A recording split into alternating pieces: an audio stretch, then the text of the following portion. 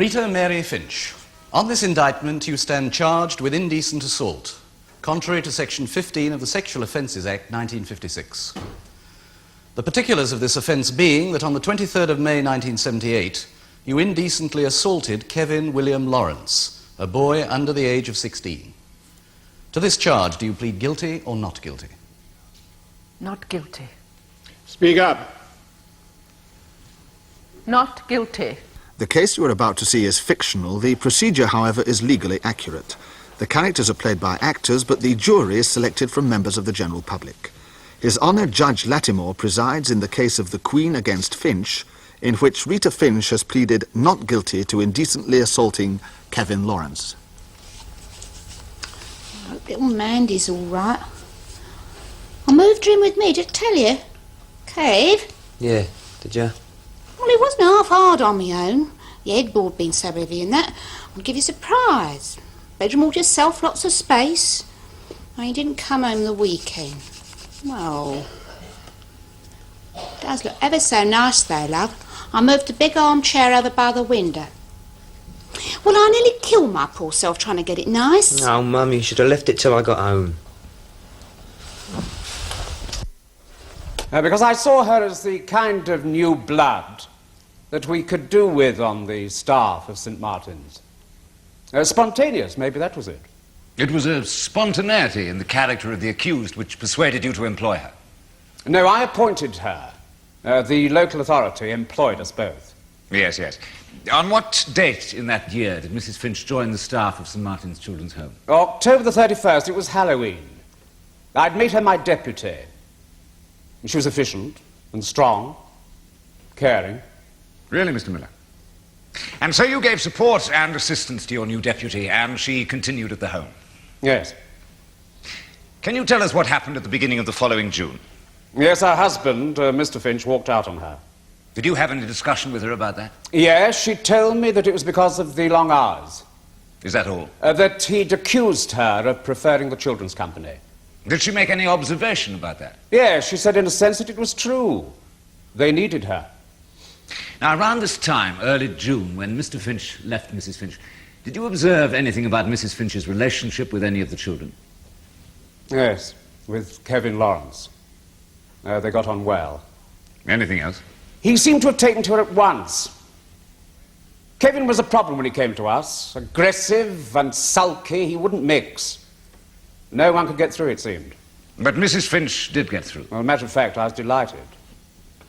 It never crossed my mind then. What, Mr. Miller?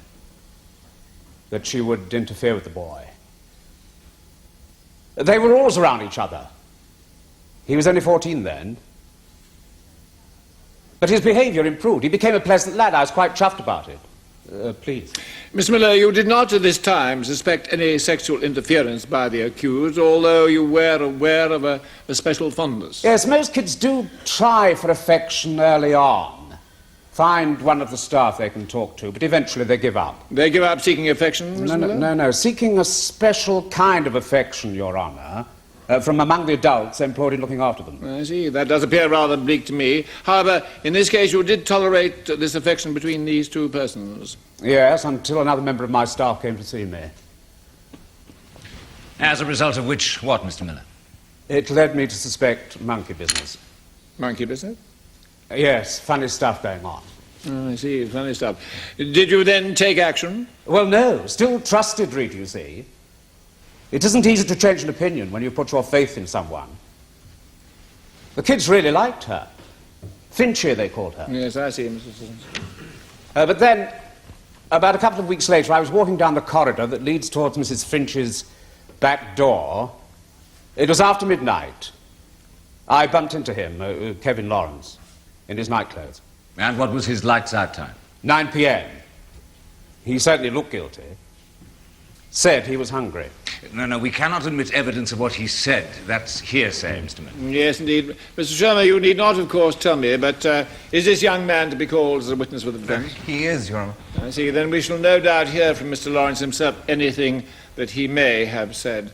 Mr. Sissons? What did you do, Mr. Miller?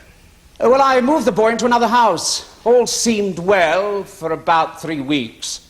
Then the member of staff came to see me again. Your Honour, I think it would be helpful for the court to hear the secret identity of this mysterious informant, or misinformant. Yes, indeed. Mr. Miller. Well, I don't like the term informant. She was simply carrying out her duties towards myself and the children in our care. It was Miss Perkins, a house mother, who came to me. Oh, I see, Mr. Sissons. As a result of what was said, did you take further steps? Well, I had to. Miss Perkins and I together searched Kevin's room. And what did you find? That collection. Could I see that one, please? Exhibit 5. Just that one. What is the significance of this, Miss Miller? Well, it was given to him by Mrs. Finch. Well, are small gifts unusual? Well, it's most unusual for a house parent at St. Martin's to buy clothing or toys out of their own purse. All children's clothing is purchased from certain stores by exchange of coupons. No, by coupon. I see. Thank you. Thank you. And may Mr. Miller see the bundle of documents, exhibits 15 to 21? What are those, Mr. Miller? Yes, well, they're clearly in Rita Finch's handwriting, and they were found in Kevin's room. Yes, well, this one, for example, says, had a lovely day yesterday reading a good book. Haven't done that for years. Remind me to lend it to you. Pray illuminate me. What is the suspected significance of this message? Well, all these notes were found, hidden together, in a box under the boy's bed. Oh, I see, Mr. Sissons. Then what did you do, Mr. Miller? Well, then I decided I'd better have a look around Mrs. Finch's flat. I found a photograph of Kevin Laurence lying face down on her dressing table. The boy was lying face down on the dressing table? No, the photograph. I see. Is that the photograph, Mr. Miller? Yes. Exhibit 14, Your Honour. And then? Well, I interviewed Mrs. Finch about it that afternoon and showed her the notes that he'd kept. Well, she cried, broke down, admitted it, that she was having an affair with Kevin Laurence. Admitted it, Mr. Miller, in so many words. I mean, what precisely was said? Well, I was very upset at the time, Your Honour, and so was Mrs. Finch. I can't remember our exact words, except that when I showed her the photograph, she said he gave it to me. Can't you understand? Yes, but Mr. Miller, this really won't do, you know. I mean, what did she say which conveyed to you that she was having an affair with this boy?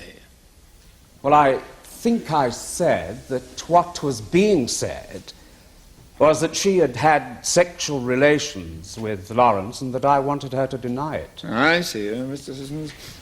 And did she? No. All she said was, you must understand that we loved each other.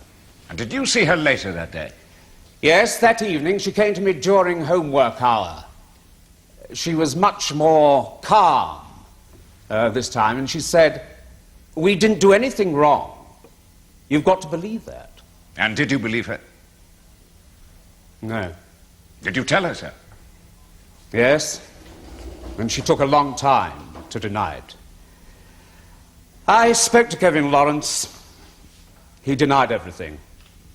And then I arranged for his transfer to a hostel, and next day Rita Finch came and offered me her resignation, and this time I did accept it. Thank you, Mr. Miller. Mr. Miller, you did not, did you, at any time see or hear anything, any touch, gesture, verbal exchange, any sign at all, that the warmth and affection which Mrs. Finch and Kevin held for each other was ever sexual? No, but... No. Well, would you agree, Mr. Miller, that the friendship and support of Mrs. Finch enabled this boy, whom you yourself termed a problem, aggressive, he wouldn't mix, to be transformed into an emotionally healthy and well-adjusted young person?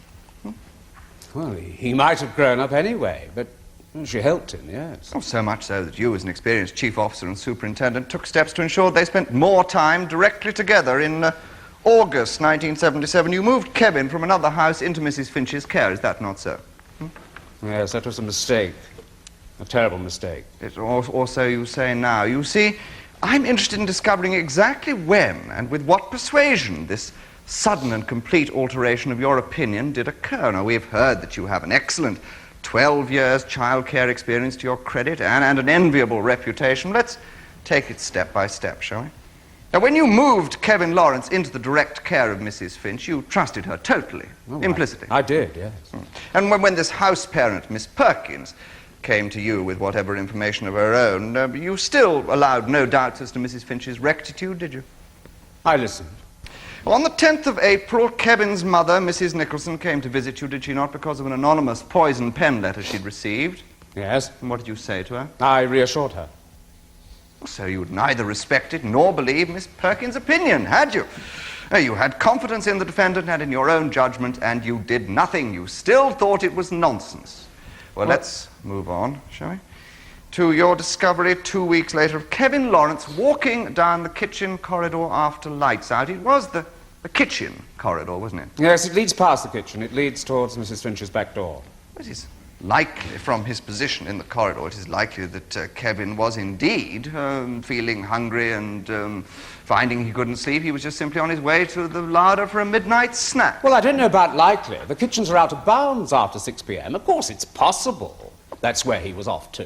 Well, come now, you thought it was perfectly likely, didn't you? You could hardly have thought the boy was on his way to some wild, debauched orgy, since you said and did nothing. But I moved the boy into another house with a different house parent. 2 whole weeks later. I've no further questions, Your Honour. No, neither have I. Do you wish to re-examine Mr. Sisson? No, Your Honour. I call Miss Adelaide Perkins. Adelaide Perkins.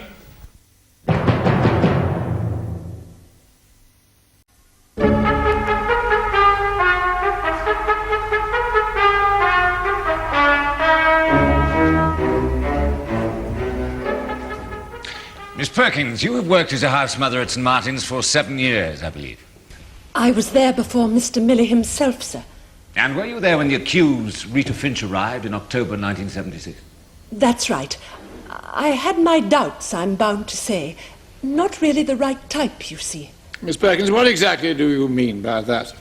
Well, she was a little grand and a bit silly on top of that. She never realized children have all got to be treated the same, or it just isn't fair, is it? She had certain favourites. Yes, I see, Mr. Sisson. Who, for example? Kevin Laurence. She was particularly fond of him, and it just wasn't right. She hadn't had the right sort of experience, you see. Yes. Now, in what ways was Kevin made a favourite of Mrs. Finch? Oh, in all ways. She used to take him shopping with her, and on her day off, too. We all thought this was very odd. Mr. Finch did, too. Did she buy him those objects? You name it, she gave it to him. Clothes, his hobbies, toys, to take to bed at night. Love tokens they were. Miss Perkins, that is your interpretation of these events. I beg your pardon, even the youngest children knew, sir. Yes, well, we are not here to listen to hearsay or to gossip. Oh, I see. As you like, sir. Now, Miss Perkins, you've told us how Mrs. Finch favoured Kevin Laurence with gifts. Did she treat him as a favourite in any other way? More affection, for example? Oh, yes. How was that affection shown, Miss Perkins? Physically? In words? How? Physically, oh, yes. Did you see any displays of physical affection between the two of them? And if so, could you describe them? Well, there were plenty. But on bonfire night in 1977, I remember I just turned away from the fire, and there they were, kissing behind a tree. What kind of a kiss was it? It was not a kiss of motherly affection. Anyone would have known that. And what did you do? I coughed. They stopped immediately. Did you leave it at that? No. I told Mrs. Finch she shouldn't encourage the boy. It's wrong, Mrs. Finch. But cool as a cucumber, she said, "Where's the harm in it, Adelaide?" Around January, did you notice anything about the relationship between the accused and Kevin Laurence? Did something happen? What? I don't know what to say now, I'm sure. Now, don't get upset, Miss Perkins. Answer the question. There was a flu epidemic. Then the boy had a fall and got off school and spent all his days with her. If you ask me, that's when it all happened. Happened? When the affair started. She'd got through 2 husbands, you know. I went to Mr. Miller and said, "It's got to stop, Donald," but he wouldn't listen. Miss Perkins, this really won't do, you know. Did you at this time see them having carnal knowledge? No. Then don't go around making wild accusations. On the 23rd of May of this year, did you receive a visit from another child? I did. And as a result of what that child told you, what did you do, Miss Perkins?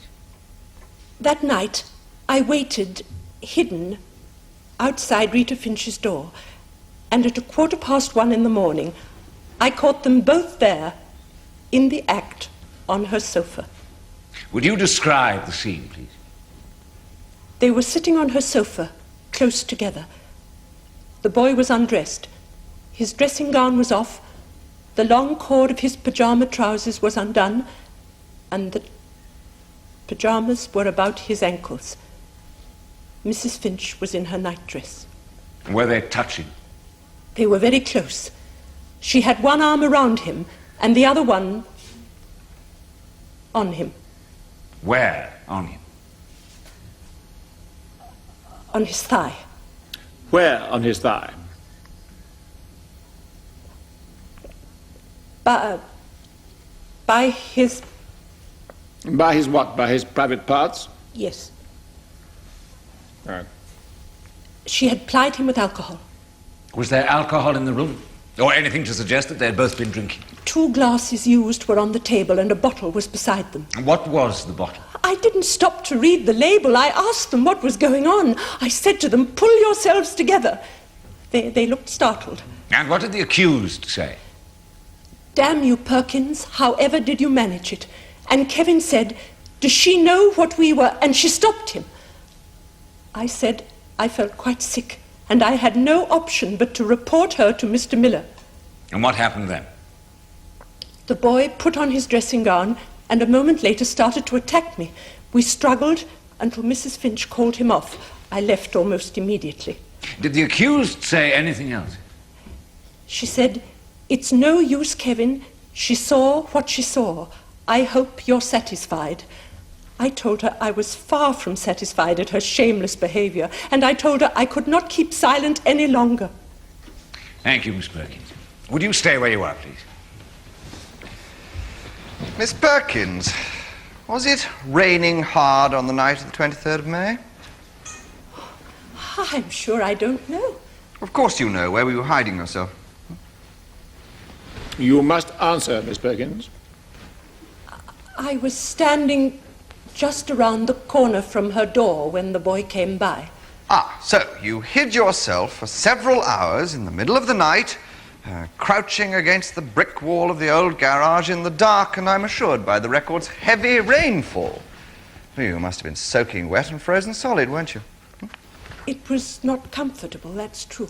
But you were sustained throughout by your vision, your almost religious zealousness. I was right, wasn't I? Were you? Let us look at what happened. Kevin couldn't sleep that night. He had a cough, and he was worried because his girlfriend Sharon had threatened to tell you stories. Eventually, at 1 a.m., Kevin got up and put on his dressing gown. He looked out of his window and across the garden and saw that Mrs. Finch's living room light was on. He felt like talking to her, and he did. Isn't that what happened? If you'll swallow that, you'll swallow anything. Not quite. And when you burst into Mrs. Finch's living room, they were talking. They were not touching in any way. On the table was 1 tumbler and a small medicine bottle with cough syrup in it. Kevin's clothing was in no way disturbed. Now that's the truth, isn't it? His pyjama trousers were down around his ankles. You said, did you not? The long cord of his pyjama trousers was loose and they were down around his ankles. Now, in concocting that particular lie, you were no doubt unaware, Miss Perkins, that no young person at St. Martin's Home any longer wore pyjamas with a corded waist. Yes, they do. They do not, and they had not done so for 6 months before this particular incident, Miss Perkins, not since the laundering changed hands and elastic waists were phased in. So in concocting that particular lie, you tripped up. Cord was just a detail. The pyjama trousers were down. So we can believe no detail, in fact, no fact, can we? The trousers that were down only in your expectant imagination. It was obvious to us all that she had carnal knowledge of that child. She seduced him deliberately. Miss Perkins, I suggest that you have lied to the court in describing the scene that you found on the night of the 23rd of May and in other evidence you've given. I have not lied. Haven't I sworn to tell the truth? Indeed, you've sworn on the Bible. Is it not true that you missed promotion at the previous home at which you'd worked and that you had arrived at St. Martin's home with high hopes of achieving promotion? Hopes which remained until Rita Finch, younger and less experienced than you, was brought in from outside and promoted over your head. And did you not resent her bitterly? Promotion, more work. What would I have wanted that for? May the witness be shown Exhibit 22. The document says this, does it not, Miss Perkins? She is defiling your boy. The extra hour for swimming is just a wicked lie. You have been warned, a friend. This unsavory object, this anonymous poison pen letter, was received by Kevin's mother, Mrs. Nicholson, on the 10th of April of this year. It's exactly 1 week after you had first spoken in vain to Mr. Miller. A sheer coincidence, Miss Perkins, or was it you who sent that letter? I most certainly did not. Or if not you, then whoever did send it. I've already told you, their relationship was common knowledge all over St. Martin's home. 2 weeks after Rita Finch resigned, a similar, if more laboured letter was sent to the local authority. Don't look at me in that way. I would never do such a thing to a mortal soul. 3 weeks thereafter, 2 local papers received information about the rumours. Items in national daily papers subsequently appeared and police inquiries began. It does appear, does it not, Miss Perkins, to be the underhand work of one individual. Could it be you who caused these prosecutions to be brought? I have already told you, I never wrote any letters. But there's no smoke without fire. We are here because there was a relationship, an unnatural relationship, between a middle-aged woman and a child in her care. Miss Perkins, the reason that we are here is that it is alleged that the accused did these things. And it is for the jury to consider whether or not she in fact did. Now, do you understand that? I see. Mr. Sherman. I've only one more question, Miss Perkins. You have recently been promoted, have you not? But she resigned, didn't she? Because she knew what she had done. Somebody has to pressure her into resignation and the police into prosecution. Well, you now carry out the work that was Rita Finch's, do you not? You hold her position as deputy officer and you live in her flat in the home. You must answer, Miss Perkins. Yes. Thank you. Young people have a right to be left unmolested. In care should mean what it says. If young people can't trust adults, Mrs. Finch used him to satisfy her lust. She used him. It is disgusting, degrading. I hate having to go through all this, but I must tell you the truth.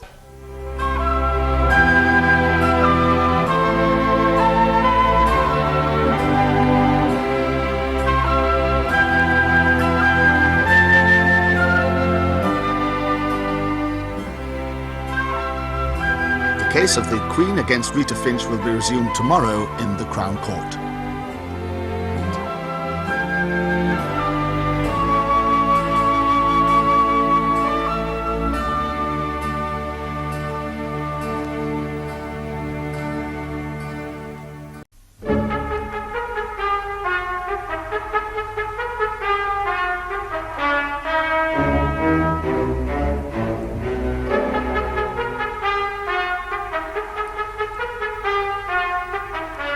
The case you are about to see and the characters in it are fictional. The procedure, however, is legally accurate. Rita Finch, deputy officer of a Fulchester children's home, is accused of indecently assaulting Kevin Laurence, one of the young boys in her care. Sharon Tibbs, also resident at the home, has just started to give evidence. And during your 3 years at St. Martin's, did you become close to Kevin Laurence? Yeah, we was going together. Started around spring of 77, sir. Going together, Miss Tibbs, what precisely does that mean? Well, we chat a lot, like, and if his mum did come weekends, she took me out too and all with Kev. I see. And did your closeness to Kevin last for quite some months? Yeah, more like a year. Now, to your knowledge, was Mrs. Finch aware of the attachment? Did she know that you were going together? Yeah, she knew. Everyone knows what goes on because there ain't nowhere to go private. Did you and Kevin ever quarrel? Until she got her claws in, spread her web. And come Christmas, he got home leave for a couple of weeks. Home leave? Yeah, them who has homes gets leave to go to him, sir. I see. What was it like when Kevin returned to St. Martin's? Things was horrible for me. She was all over him. In what way was she all over him? Well, it's easy for her, see. She'd chosen to do things, to help her, be with her. And then he fell on his bonds, and matron were dead sick at the time. And she, her over there, she played nurse. Played nurse? Yeah, she nursed him in bed, sir. Well, I knew why. And he got love bites on his neck. Here they was, whole set of them. You saw love bites on his neck, which appeared whilst he was sick and being nursed by Mrs. Finch. Yeah.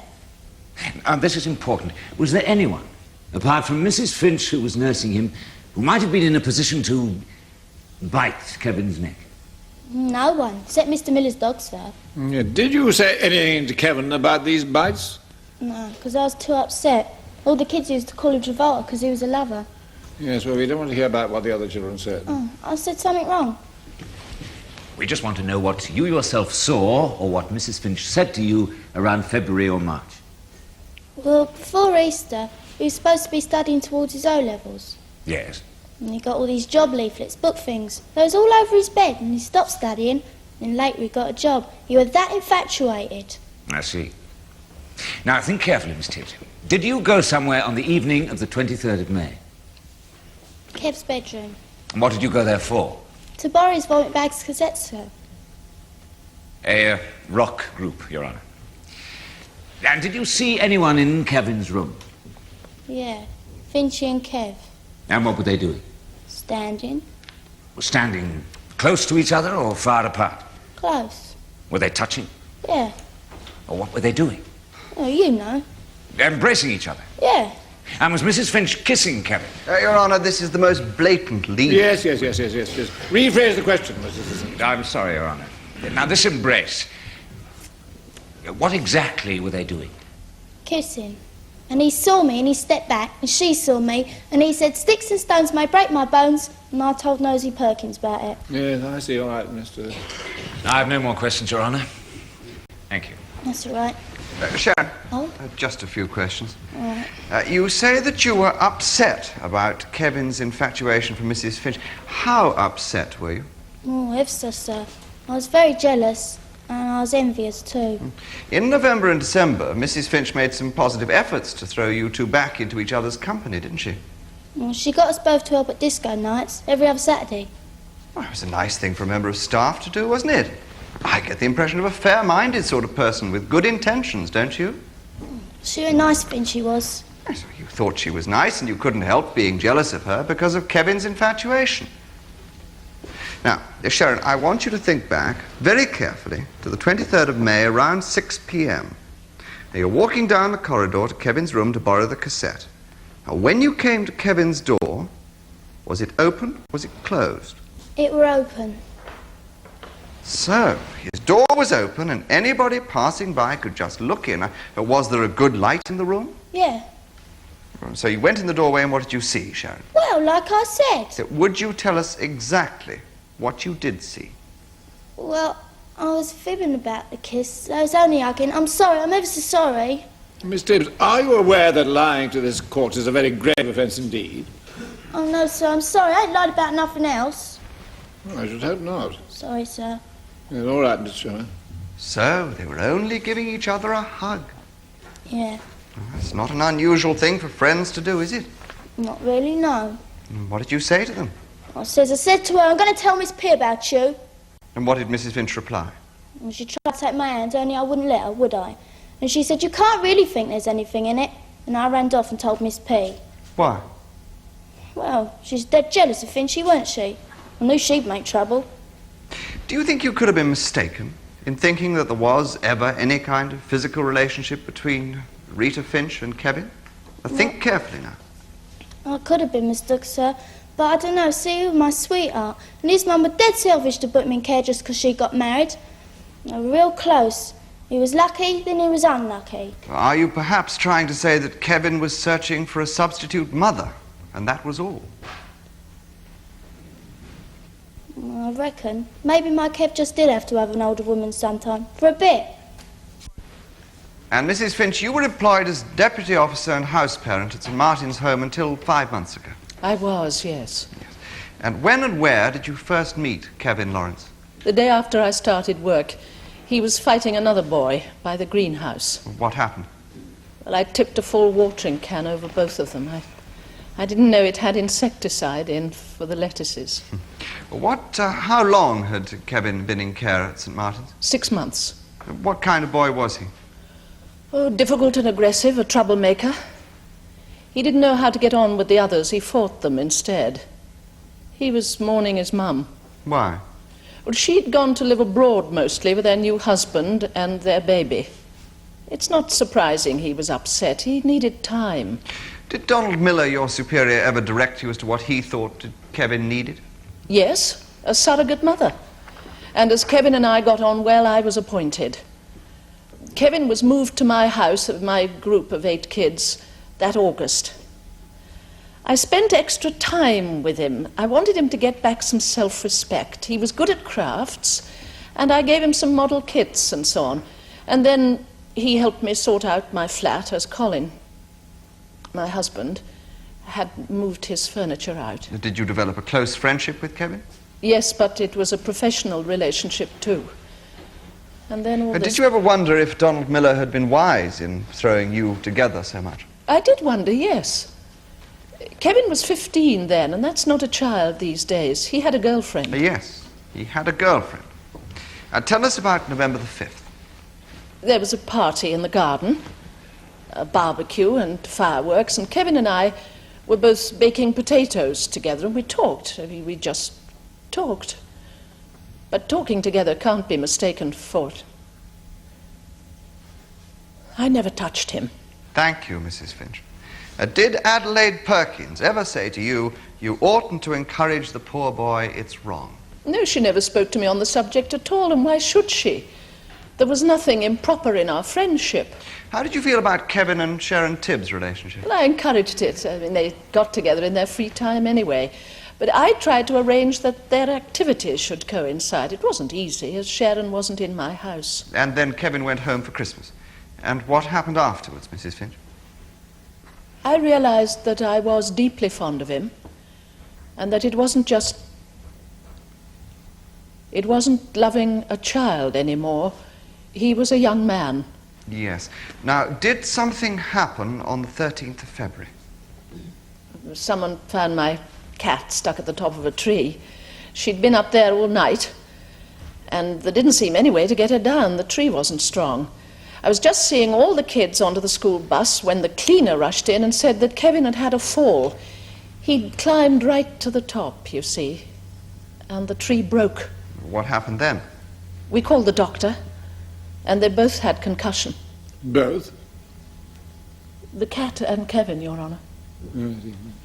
He missed school? Yes, for 4 days. Mrs. Finch, was your relationship with Kevin Laurence in any way sexual or indecent? No, it wasn't. I cared for him as a person. I respected that he was a 15-year-old teenager. How did you feel about your professional position and responsibility? I felt it was completely appropriate. How so, Mrs. Finch? Well, if loving at 41 is a crime, then I am guilty. If that was wrong, then I'm to blame. I'm the one who let it happen. But there was nothing improper. So, did you ever commit any sexual action or any act of indecency with Kevin Laurence? No, never. Mr. Chairman, I think we will leave it there. It's time for luncheon. I will adjourn until 2 o'clock. All stand.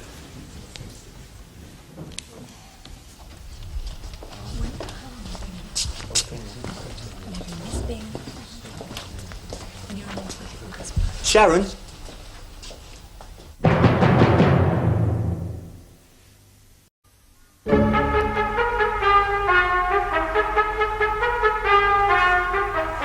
Mrs. Finch, We have heard Miss Tibbs allege that in February she observed bruises or bite marks on Kevin Lawrence's neck. Did you ever bite Mr. Lawrence's neck? No, certainly not. If he did have bruises on his neck, I didn't see them. I wasn't in any position to notice such a thing. Did you ever offer him alcohol? No, never. I don't suppose he'd have liked the taste anyway. Did you drink, Mrs. Finch? Well, I was never drunk, if that was what was being suggested by Miss Perkins. Neither was I a teetotaler. I would quite frequently have a drink at bedtime to unwind. And by that time, where was Kevin? Long since asleep in his room. Quite so. Mrs. Finch, we have seen that an anonymous poison pen letter that was sent to Mrs. Nicholson, that's Kevin's mother, in April, referred to an extra hour for swimming being a wicked lie. Now, can you think to what this poison pen writer might have been referring? Oh, it's pathetic, whoever wrote it. Kevin was entered for a swimming gala in the town. He was quite good, and it meant a lot to him. When the local bus drivers went on strike, I decided to drive him down to the pool myself.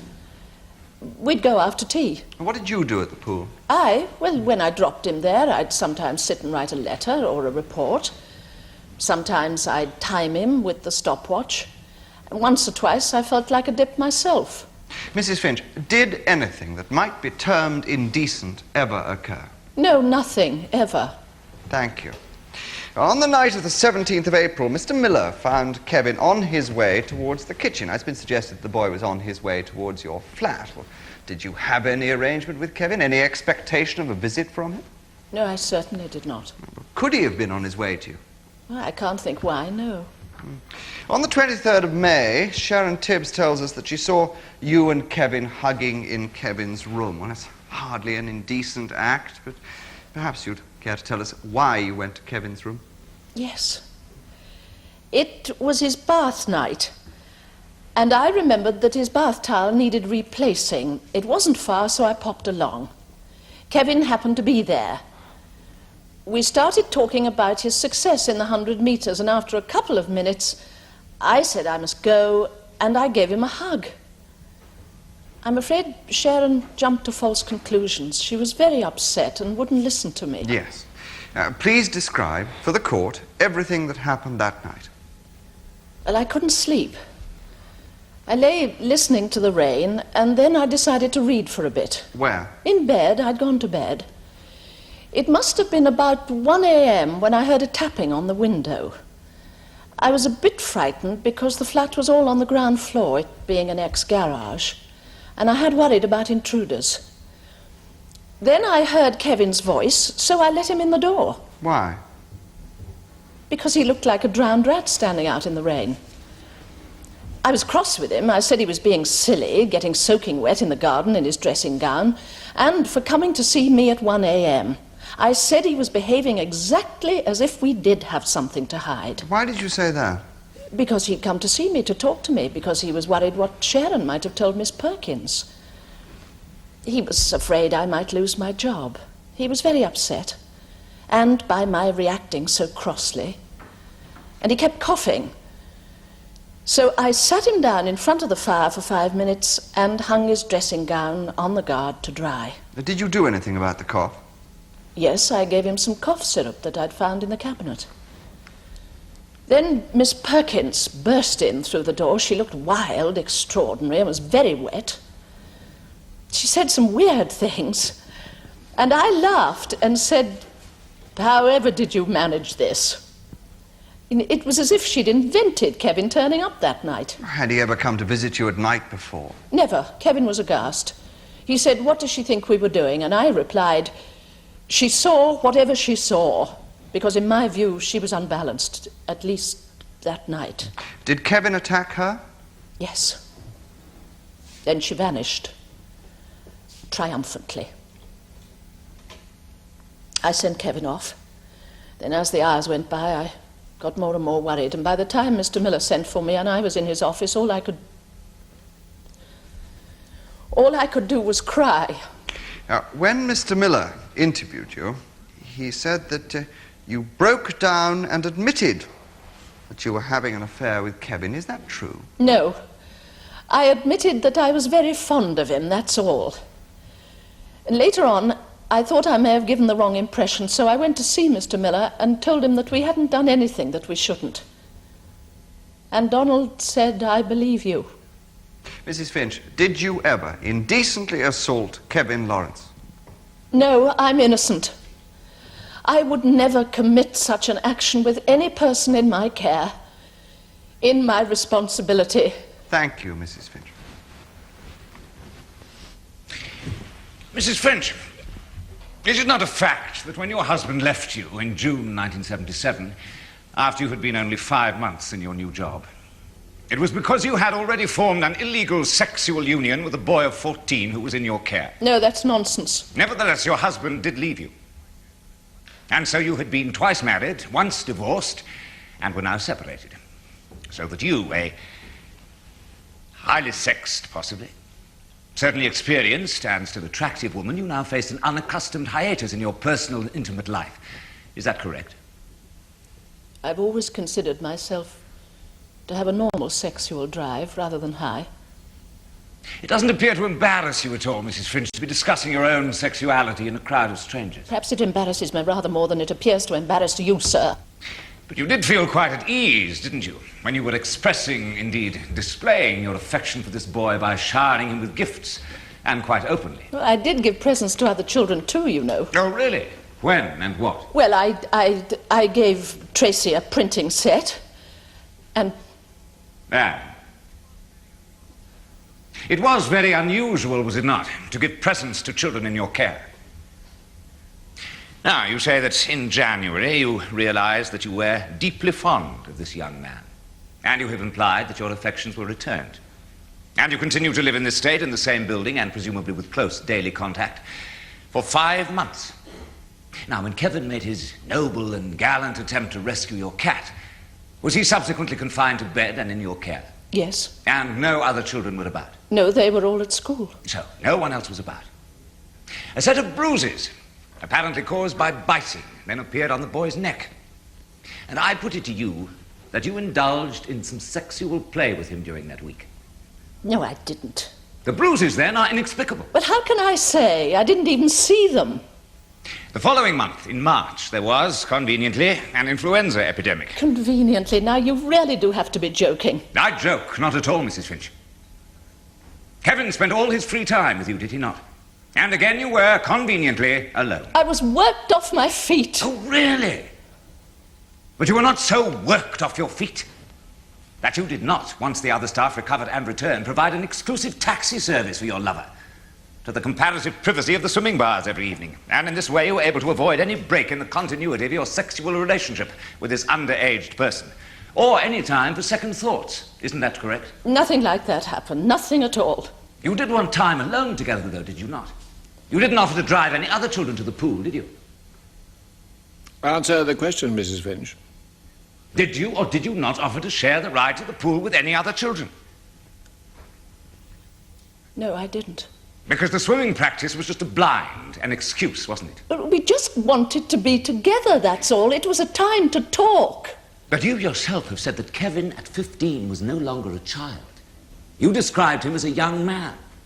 Well, wasn't he normal? Of course he was.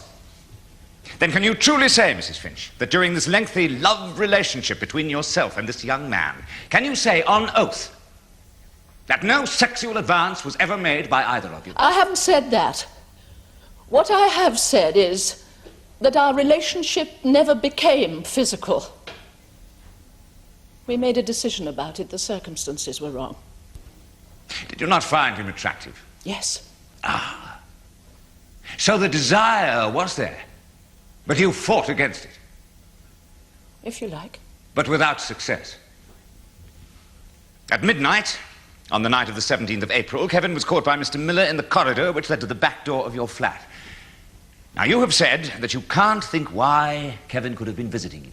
That's right. His visiting you was sheer coincidence, no doubt.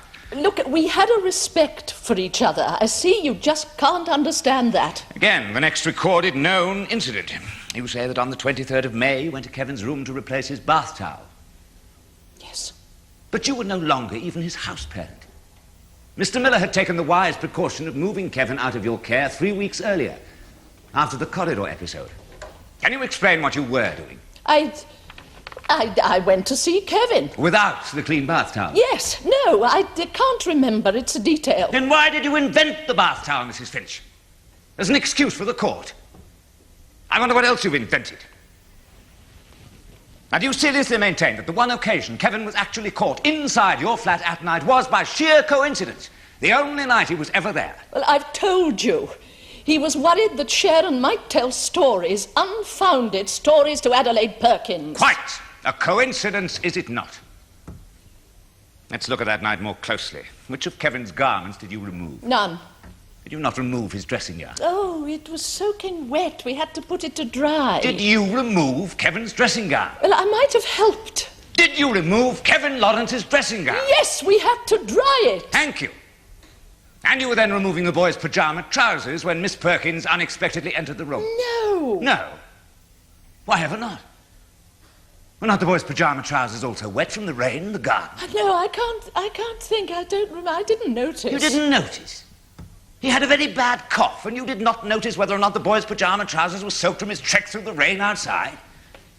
Mrs. Finch, I suggest that you are lying. You know, you're doing him so much more harm, all of you, by all this than I could ever have done. If I'd done anything.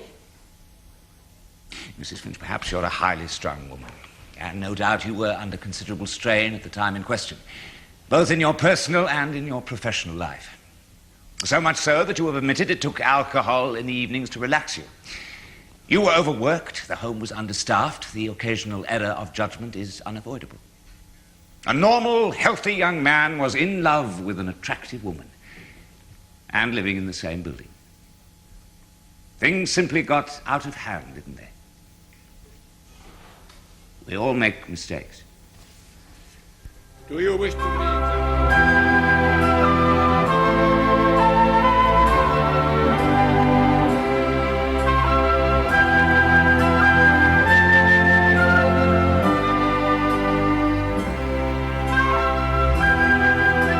The case of the Queen against Rita Finch will be concluded tomorrow when the jury reaches its verdict in the Crown Court.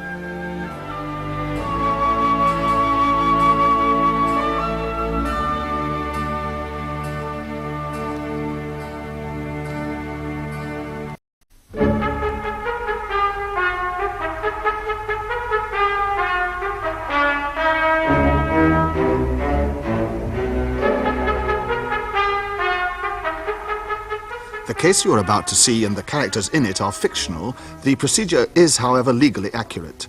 Rita Finch, deputy officer at a Fulchester children's home, is accused of indecently assaulting Kevin Laurence, one of the boys in her care.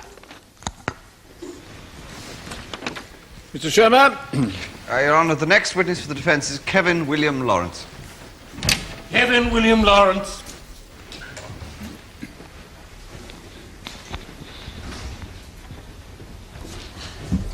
What is your religion?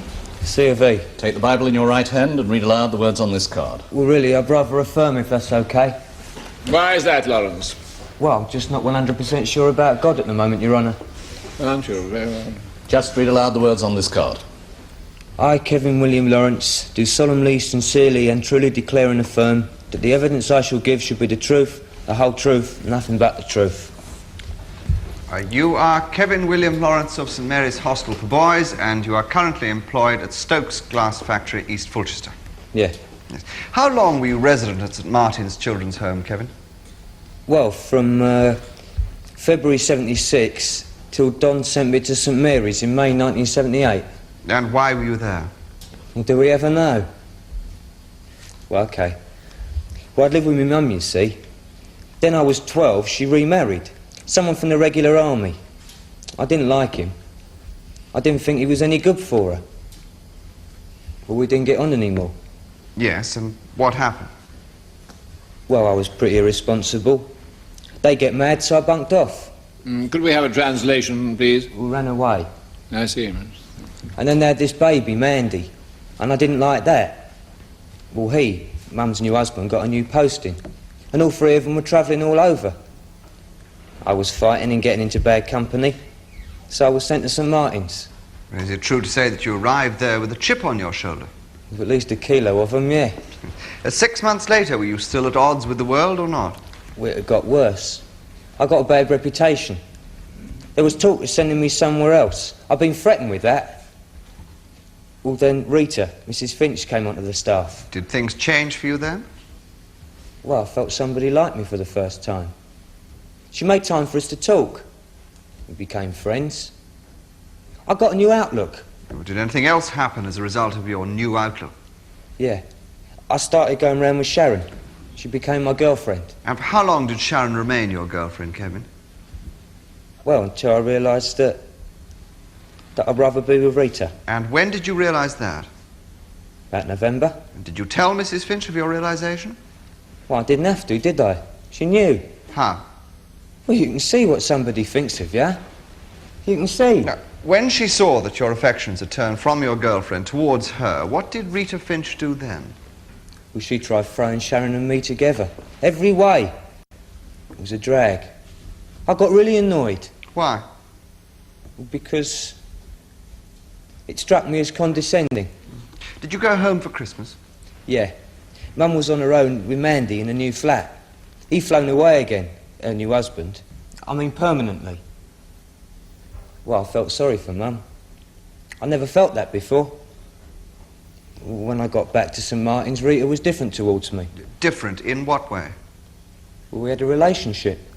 Are you saying, Kevin, that you and Rita Finch embarked on a physical or an emotional relationship? I mean, emotional. It was never physical, never. Did you ever discuss sex with Rita Finch? Yeah. Would you tell us about that? She said, Rita said, that we would be like close friends until after I'd left St Martin's at 16 or I wasn't in care anymore. And then we could see. And what did you say in reply? Well, I respected what she decided, what she said. Did you agree or not? Well, of course I agreed. She was always very responsible.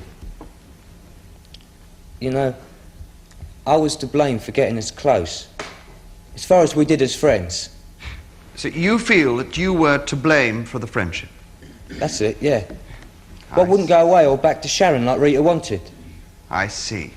Now, Kevin, the prosecution has alleged that some bruises appeared on your neck in February. Now, could you explain how those bruises appeared? Yeah.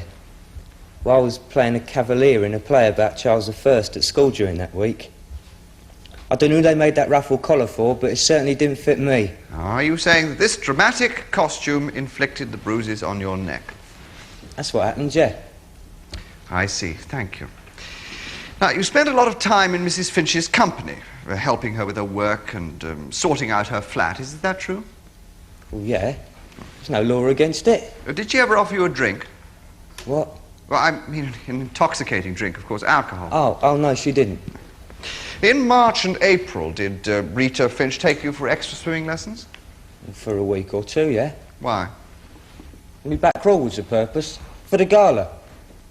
And it was good to get away from the atmosphere of the home. It really was. On the night of the 17th of April, Mr. Miller found you in the kitchen corridor. It's been suggested that you were on your way to Rita Finch's flat. Do you remember that night? Yeah, I do. We had a really disgusting tea. Meat pudding and semolina. Well, I didn't eat a thing, and I was starving. I knew how to get to the kitchen, so that's where I was off to. Apple pie and chocolate cake. Yes, I see. Now, I want you to tell us about the night of the 23rd to 24th of May. Now, would you just think back and describe what happened? Yeah, sure. Well, Sharon, she got hold of the wrong end of the stick earlier on. She saw Rita giving me a hug goodbye. And she, Sharon, well, I don't know, chose to make something up. She threatened to make a fuss to Nosy Perkins. To Miss Perkins. Well, I laughed at Sharon. Only that night I got really worried, just in case. Well, Rita liked her job. Sleep anyway. And that night I looked out just across the garden and saw Rita's light was on too. I really wanted to talk to her about it, so I did. Yeah, it was raining hard and I got soaked. Where? What? Where? I mean, how did you get soaked? Were your clothes wet? Oh, yeah. We had to put my dressing gown over the fire guard to dry. Were the legs of your pyjama trousers wet or dry? Well, they were sopping, of course. So I put my legs out the fire to dry 'em. Well, Rita was dead cross with me. She said I was playing into their hands. Well, whose hands, or what did you take that to mean? Well, that me being there would have looked bad to her enemies. Those people who can't bear happiness. That mad old bat over there. Laurence, I will not have that kind of remark. Do you understand? Sorry. Yes, sir. What else happened? Well, Rita gave me some cough medicine. We talked. And 5 minutes later, she suddenly materialises. Well, Rita started laughing. And I says, what does she think we're having, a Roman orgy or something? It seemed funny at the time. Miss Perkins looked so batty. But Don called me in next day. And what was said in the course of this interview with Mr. Miller? Well, he asked me what my relationship was with Rita Finch. I said that I loved her and she loved me. He looked surprised. Then he asked if we ever done anything wrong together. And I said no, and that was the truth. I see, Mr. Sherman. And when you made that statement, did you feel that Donald Miller believed you or not? Well, I think he did. What did he say? He said, all right, but I'm still going to play safe for you, lad. My lad. Kevin, did anything indecent ever occur between you and Rita Finch? No. Or did either of you ever touch the other in circumstances that might have been thought to be indecent? No, we didn't. Thank you. You're very devoted to Mrs. Finch, aren't you? Your feelings for her have endured, haven't they? Yeah? And you don't want to see her convicted as a consequence of a liaison for which you felt to blame, do you? Well, no, but I wouldn't lie for that reason. Now, whoever mentioned lying? Now, you were about to sit 7 GCEs when you suddenly decided to leave school, is that correct? Yeah. And you took a dead-end job on a factory floor packing glass bottles with excellent opportunities for overtime, did you not? That's about it. Why? Well, I'm sick of being treated like a child, sir. Because you no longer were a child, having embarked on an adult relationship with Rita Finch. I can't be sure what you define as an adult relationship. I mean, in part, one that included long-term plans. You did plan for the future with Rita Finch, did you not? Answer the question, Laurence. Yeah. And sacrificed your education. The impression is of something remarkably grown-up and permanent. Do you mean, did we have sex? Why, did you? No. Well, what was wrong with you? I mean, why not? As I said, we had an agreement between us. But you look to me like a mature, normal, healthy young man. Oh, I see. Do you mean that when you were at school, women were treated like, well, carving notches on a gun barrel, collecting scalps? Laurence, you know, it really is not your function to question the prosecuting counsel on his adolescence. I'm sorry, Your Honour. But it does seem an interesting point to me that counsel's approaching my morality through his own at my age. Mr. Systems. I was merely about to ask whether you yourself wished the relationship to be sexual or asexual. I wanted what she wanted. Which was? To wait. For another 2.5 years. If I stayed in care, yeah. I suggest that what you are asserting is untrue. Let's look at all the evidence. On November the 5th, 1977, you observed kissing Rita Finch behind a tree, presumably in the dark, during a bonfire party. I didn't, no. You seem to have missed each other over Christmas. And then a positive plethora of incidents and accidents began and continued with a strange regularity over the next 5 months. First, you fell out of a tree and into bed, and into the private care of Mrs. Finch. With heavy concussion, yeah. And Mrs. Finch has maintained that she is innocent. And yet someone bit your neck, did they not? No, my costume did it in the school play. Of what was the cavalier's collar composed? Was it of folded white paper? Yeah. But it was all stuck onto a cardboard base. I really must congratulate you on your imagination. But unfortunately for you, it's impossible for anyone to believe that a flimsy paper and card ruffle collar could cause upon your neck deep, noticeable bruises, as from a whole set of biting teeth. Must have been very uncomfortable. Well, the show had to go on. Just like this one here now. Far be it from me to stop the show. You'd rather go on lying, would you, in the hope of saving her? I've told the truth. On the 17th of April, you were caught on your way to Rita Finch's flat at midnight. No, I wasn't. Her light wasn't even on. Oh, so you'd look to see, had you? You would visit her secretly at night if her light was on. That isn't what I meant. It sounded to me like a rare slip with the ring of the truth.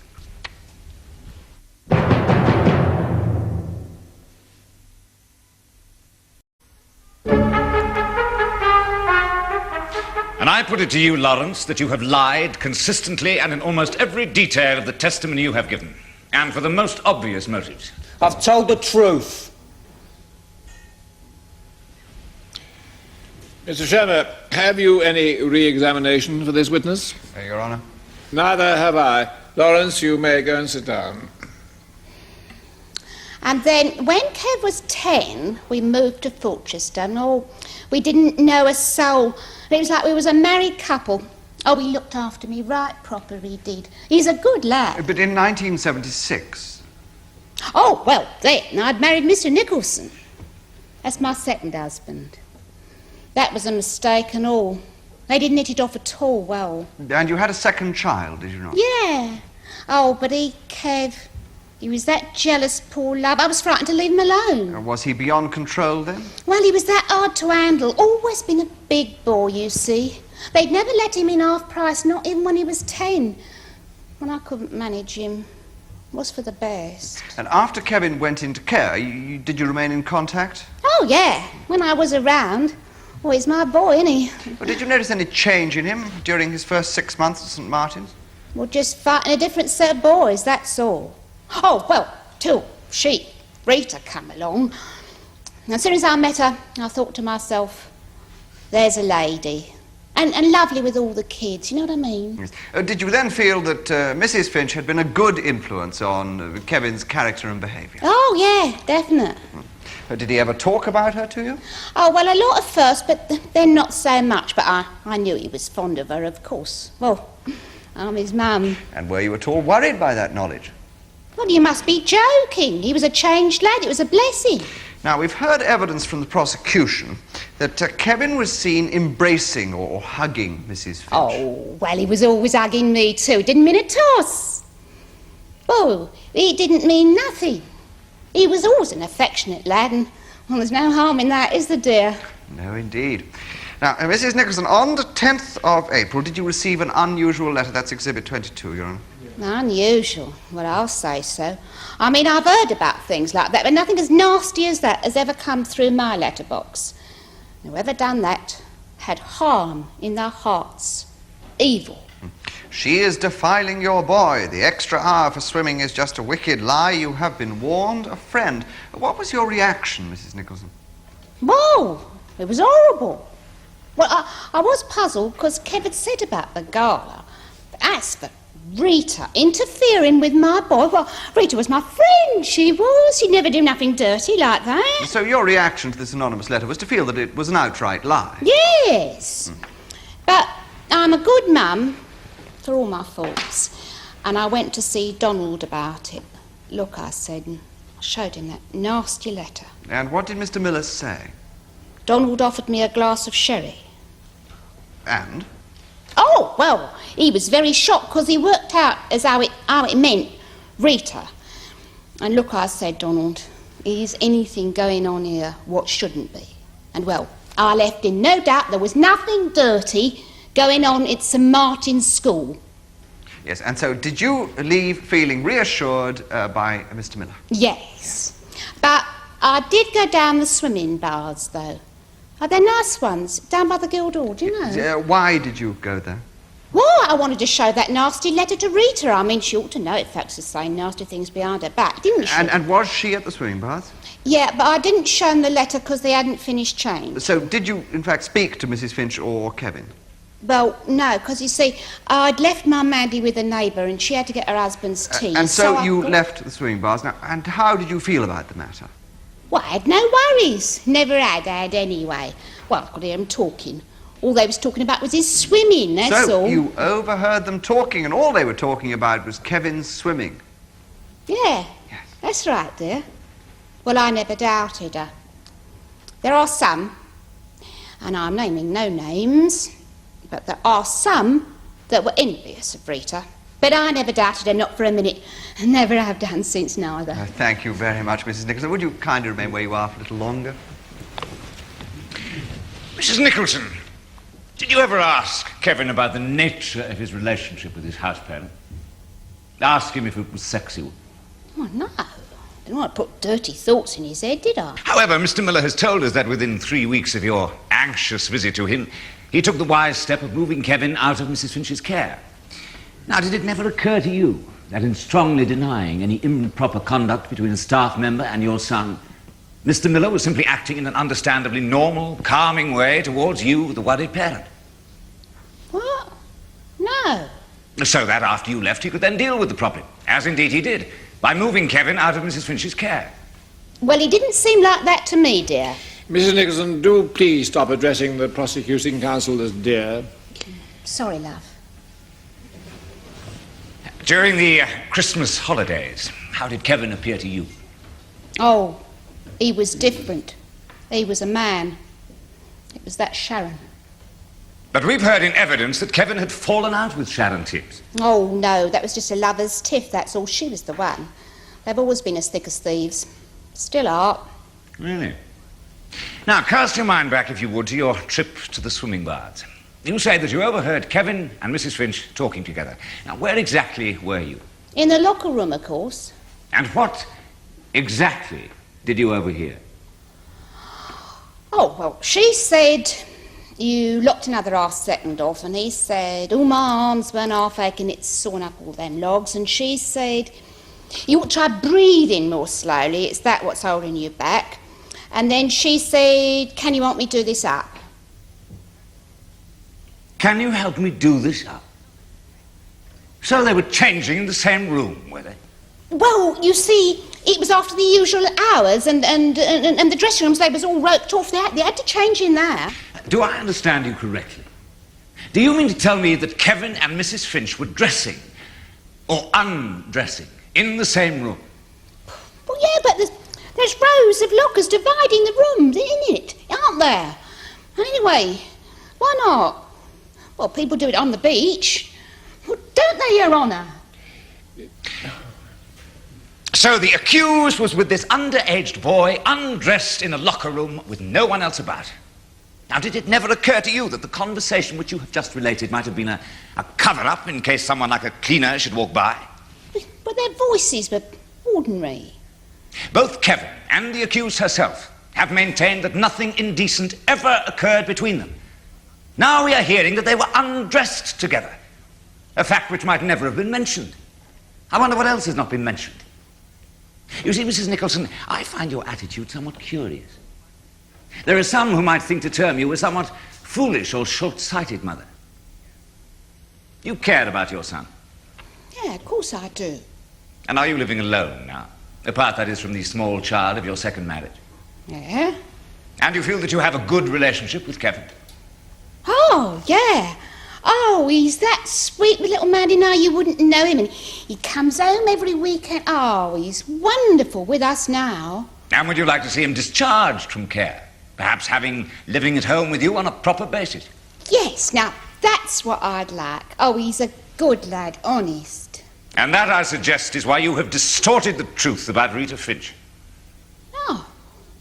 Because if she's found guilty of indecently assaulting Kevin, then your son might be thought by the authorities to be in need of further care. They might even think it best, might they not, that Kevin remain in care and reside at St. Mary's Hostel until his 18th birthday. And that, I suggest, is why you have closed your eyes and your mind to the truth of your son's sexual experiences with this woman.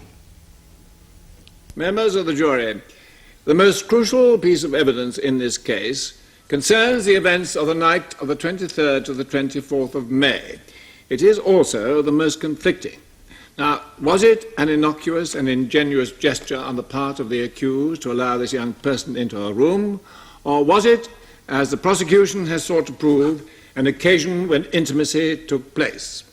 Now, the burden of proof lies with the prosecution, and you will find the accused guilty only if you are satisfied so as to feel sure that indecency has been proven. Now, let me remind you that indecent assault is defined as the least touching accompanied by circumstances of indecency. As the boy was under 16, his possible consent to such an act would be no defence. Now, You must separate your minds from the element of gossip in this case. Further, do not be tempted to weigh moral issues. Your decision is not about right or wrong. But if you find it proven beyond reasonable doubt that touching in circumstances of indecency did in fact take place between these two persons, then it is your duty to find the defendant guilty. If, however, you find the charge unproven, that is, if you have any reasonable doubt, then you are to return a verdict of not guilty. Now, you will now please retire, elect a foreman, and consider your verdict. The prisoner will stand.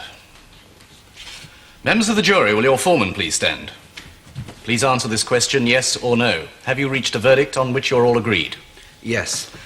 Do you find the defendant, Rita Mary Finch, guilty or not guilty of indecent assault? Not guilty.